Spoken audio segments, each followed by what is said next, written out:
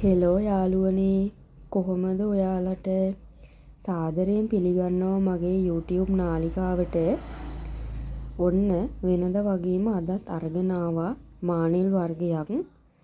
මේකත් අනිත් වර්ග වගේම තමයි, ගොඩක් ලස්සනයි. ඔයගලන්ට පේනවා නේද? මලේ පෙති හරිම සියුම්. ඒ වුණාට ගොඩක් සුවඳයි, ලස්සනයි. මේක ඕස්ට්‍රේලියන් වර්ගයක්. මේකේ නම තමයි බැටිලෝ. යාළුවනේ මේකටත් අත්‍යවශ්‍යම වන්නේ හිරු එළිය තමයි. මේ මල ගොඩක්ම ලස්සන වෙලා තියෙන්නේ. ගොඩක් හිරු එළිය ලැබිලා තියෙන නිසා. ගොඩක් හිරු එළිය තියෙනවා නම් අනිත් මානෙල් වර්ග වගේම තමයි මේකත් හොඳට නිරෝගී පැලයක් බිහි වෙනවා. බලන්නකො මේ මල යටින් තද දම් පාටයි, උඩට එනකොට පොඩ්ඩක් ලා පාට වෙනවා.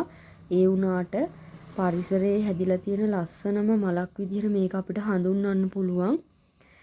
පෙති සියුම්, පෙති ගොඩක් නැහැ. අර කලින් අපි දාපු ෆොටෝවල වගේ, ෆොටෝවල වර්ග වගේ පෙති ගොඩක් නැහැ. ඒ වුණාට මේ වර්ගය දැක්කහම දැකුම් කළුයි, ගොඩක් ලස්සනයි.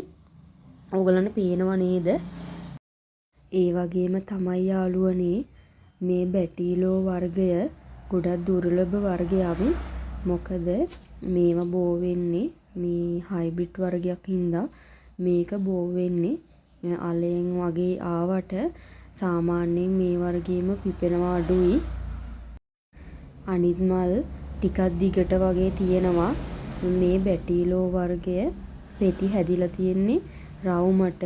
පෙති ටික ඔක්කොම පිපිලා ලස්සනට පිපුණාම අන්තිමටම මල නිකන් බෝලයක් වගේ පේන්නේ. ඒක ගොඩක් ලස්සනයි. පරිසරයේ ආශ්චර්යාත්මක අලුත්ම නව මලක් තමයි මේක. හිරු එළිය හොඳට ලැබුණොත් එහෙම මේ මල උදෑසනින්ම පිපිලා හවස් වෙනකම්ම පරනොවී තිබෙනවා. එකම මල දවස් 3-4ක්ම දින කිහිපයක් පිපිලා තියෙනවා. එක මලක් පිපෙනකොට තව මල් කිහිපයක් පොහොට්ටු වෙවිලා එක දිගටම පිපෙනවා මේ වර්ගය. අනිත් ට්‍රොපිකල් මානෙල් වර්ග වගේම තමයි එක දිගටම මල් දෙනවා. පොහොර වලට ඔස්මකොට් බැලන්ස් එක දාන්න, මුල ළඟට දාන්න නැතුව චුට්ටක් මුලින් ඈතට වගේ දාන්න. ඕගොල්ලෝ පැලයක් අරන් පැල කරනකොට ඒ පැලේට දාන පොහොර පස් වලට පොහොර කලවම් කරන්න.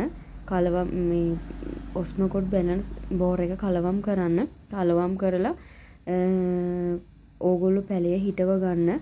එතකොට ඕගොල්ලන්ට ඉක්මනටම නිරෝගීමත් ශක්තිමත් මල් පැලයක් ඕගොල්ලන්ට ඕගොල්ලන්ගේ නිවසේ ඕගොල්ලන්ගේ පැල කරන ඕනම තැනක බිහි වෙයි. සාමාන්‍ය ප්ලාස්ටික් පෝච්චි, සිමෙන්ති ටබ් ඕන එක මේක පැලවෙනවා.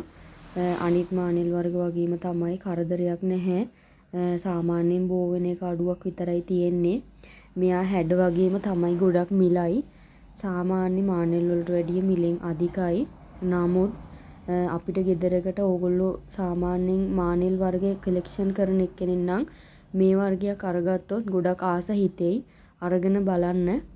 මේක සාමාන්‍යයෙන් අපි කැමැත්තෙන් මානෙල් පැලයක් වගේ ඕනම જાතියක් හිටවලා ඒකෙන් අපිට යමක් ලැබෙනකොට තමයි අපිට ගොඩක් මනසට ලොකු සතුටක් දැනෙන්නේ. මනස ඒකාග්‍රතාවය සඳහා මනස නිරවුල් කරගන්න මේ වගේ මලක් පිපෙනකොට ඇත්තටම අපිට ලොකු සහනයක් ලැබෙනවා. ඕගොල්ලොත් අරගෙන බලන්න මේ වගේ මල්, මේ වගේ පාට ලස්සන අලුත් මානෙල් වර්ග අපි ගාව තව තියෙනවා. මානෙල් විතරක්ම නෙමෙයි, නෙළුම් වර්ගත් තියෙනවා. අපි ඉස්සරහට ඕගොල්ලන්ට ඒවත් අරගෙන එන්නම්, පෙන්නන්න. හැම වර්ගයකින්ම ඒවා බෝ කරන හැටි හැමදේම අපි ගුරු මුස්ටියක් තියාගන්න නැතුව ඕගොල්ලොත් එක බෙදා ගන්නම්. ඕගොල්ලොත් ඕගොල්ලන්ගේ ගෙවත්තේ ඒවා පැල කරගෙන ලස්සන බලන්න. අපේ මේ වීඩියෝ එක හොඳයි නම් අපිට ලයික් එකක් දාලා අපේ YouTube channel එක subscribe කරලා ඕගොල්ලෝ අපිත් එක්ක දිගටම රැඳී සිටින්න.